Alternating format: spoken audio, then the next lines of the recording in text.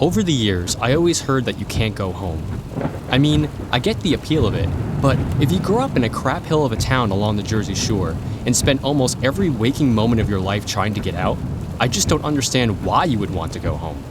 That said, I'm contemplating this as I drive the 3,000 miles back east. It's not as if I planned on this happening, but after 5 years away and not really speaking too much with the friends I left behind, you tend to worry a little bit, especially after the phone call I received in the middle of the night a few days ago.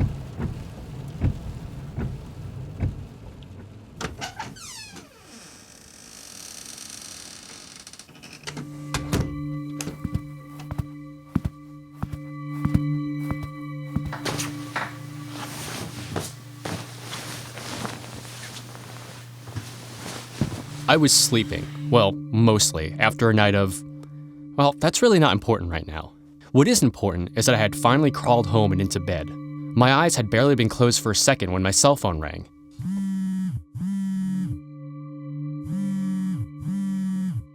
Being very out of it and extremely tired, it took me a few tries to even register that it was my phone, and when I did, I tried to ignore it.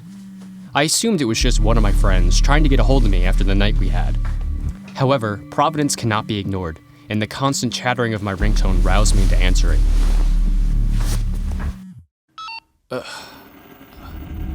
Hello? Hello? Is anyone there? Jonathan Barker, return to Melancholy Falls. It is time. What? Who is this? Home, Jonathan. Return home.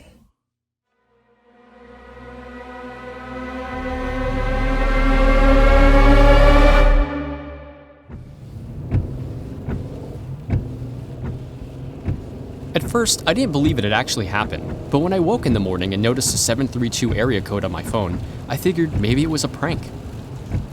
I dialed it and it rang a few times before an answering machine picked up. The message it played was the same as what it said earlier that night. There was no way to leave a voicemail, no further information, just that voice. That goddamn voice. Home, Jonathan. Return home. I didn't really speak to anyone back home any longer, except for my family. Things just kind of fell apart after I left, and well, I just wasn't the best at keeping in contact. Instead, I tried to get a hold of my parents. When they didn't answer, well, then I knew something had to be done. Not that it was unusual for my parents not to answer the phone when I called, but for that voice to greet me as soon as I dialed their number also, that was a little weird. Home, Jonathan. Return home. Every number I dialed back home, the only thing I got in return was that voice.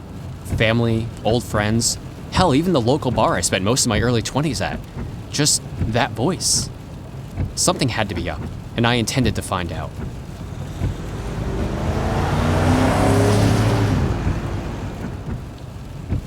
I spent the last 4 days on the road with very little sleep. Yeah, I could have just bought a plane ticket, but I didn't have the funds, and quite frankly, I needed the fresh air of the open road. I felt a little boxed in, you know, despite living in the land of opportunity, the golden state of California. I just needed the break. And with no new jobs on the horizon, I figured, what the hell? I didn't stay in any motels, despite the many I passed that seemed extremely inviting despite their Norman Bates vibe and cheap rates. Again, I was trying to save on money. I was perfectly comfortable catching a few hours here and there in my car and just washing up in gas station bathrooms. Probably not the cleanest, sure, but hey, it worked. Besides, I wanted to get back as quickly as possible, because with every passing day, trying to get a hold of my family, that voice on the other end of the line just unnerved me even more.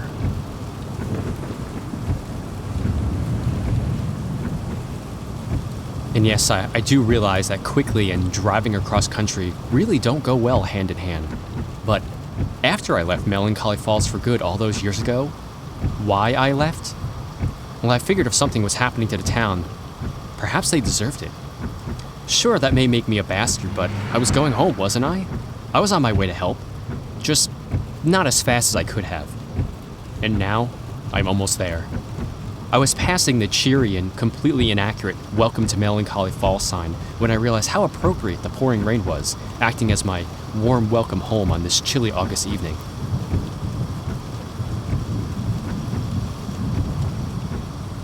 I turned the radio dial, trying to find some sort of weather report just to let me know if this was going to clear up anytime soon.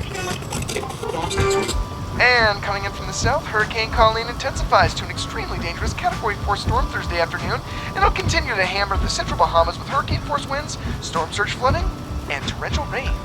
While the bulk of it will track out to sea, just missing us here on the Jersey Shore, residents will still be seeing some remnants of it, so be advised to stay indoors until it passes. Those of you out and about tonight, drive safely. This rain isn't going to let up, so be careful. And now, news on the hour with Ichabod Adams. Ichabod? Just great. Nothing like coming home in the middle of a storm to really put a hell of a damper on you. Oh, God!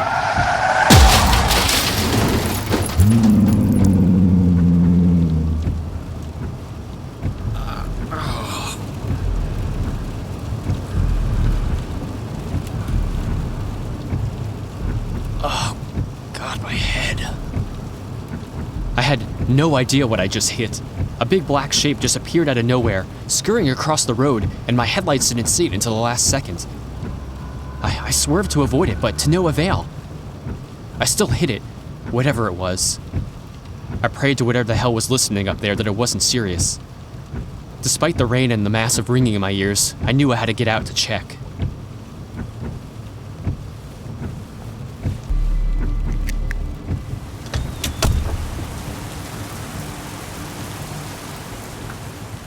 I looked around as best as I could see it in the rain, but with my broken headlights piercing the darkness, I couldn't really see much. I was all but ready to give up when I heard it. Faintly at first, but it was there.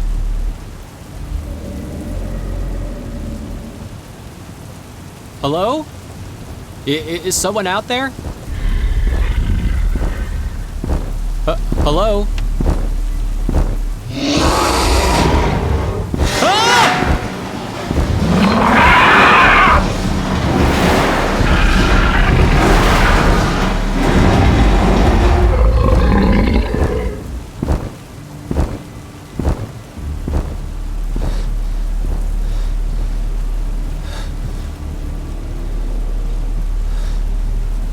What was that?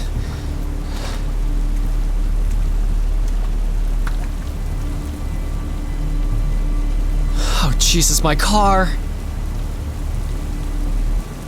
The damage was minimal, but it was still very, very visible. Large sections of the metal were tore up as if a large animal had taken their claws to it. A section of my front bumper was sticking out, and it definitely looked to have been chewed on. The driver's side tire, while flat, was probably still drivable, but not for long. I didn't want to be stranded out here with whatever that thing was, so I decided I had to risk it. Or rather, I wanted to risk it, but unfortunately, I didn't have the chance.